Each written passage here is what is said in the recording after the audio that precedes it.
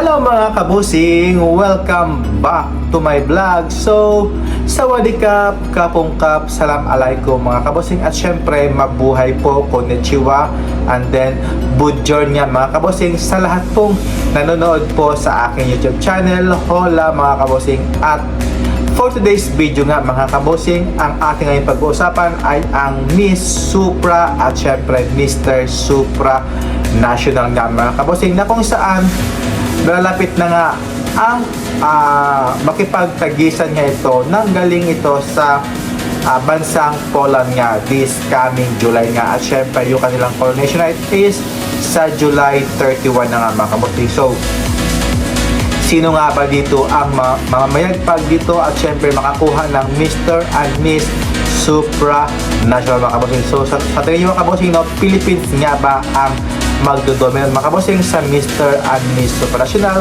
na si Katrina Ligado at syempre si Felipe Marasigan nga ito mga kabusing. So ayun nga mga kabusing, no, nireveal na nga mga kabusing ang pangbato ng Thailand na si I at syempre si Jack Titus na nga ito mga kabusing. So sa tingin nyo mga kabusing, may laban nga itong dalawa ng pambato ng Thailand para sa Mr. and Miss Supra National. So based naman mga kabusing kay I, so okay naman yung kanyang katawan, pero yung kanyang face hindi ko masyadong nagustuhan na yung kanyang para masyadong lumakilala yung kanyang pisngi, no? Para hindi naman unlike dati na sumali siya sa Miss Universe. So sobrang ganda niya at ang payat niya doon mga kabosing at palaban talaga ito. So I think makakapasok siya sa semifinals mga kabosing. So for the top 5 we cannot know kasi yun pa lang sa photos mga kabosing na hindi talaga ako na-convince sa kanyang beauty ni I.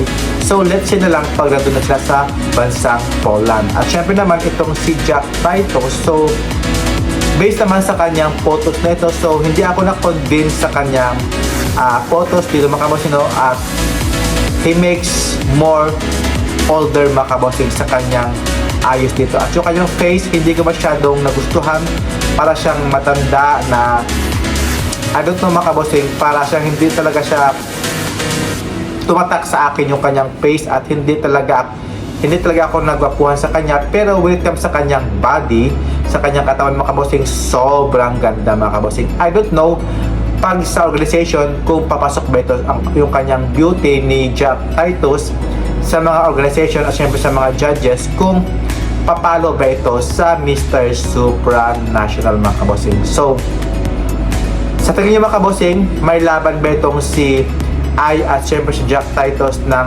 Mr. and Miss Thailand mga kabosing para sa Supra National? Please comment down below mga kabosing. At syempre,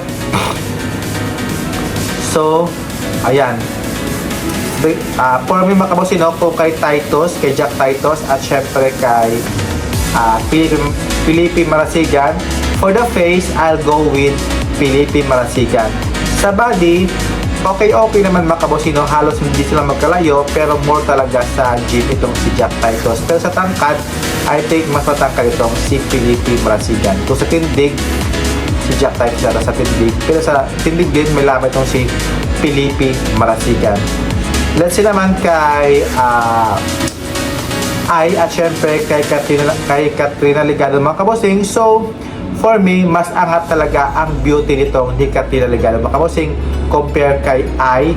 Kung sa height, mas matangkad ng konti itong si I, pero sa pasarela, let's say mga kabosing, sa Q&A, I think same lang. Let's say mga kabosing, no, pag tapak na nila doon sa bansang Poland, kung sino talaga ang mas umangat sa ganda, kasi doon talaga sa Poland is malamig doon at syempre ibang countries doon kasi Europe yun. Let's say kung sino talaga ang mas mag-bloom doon mga kabosing sa Miss Supra National mga kabosing. So ayun mga kabosing, no, thank you for watching mga kabosing and see you in my next vlog. Keep safe po, bye bye, God bless, shukran and kakungkap mga kabosing.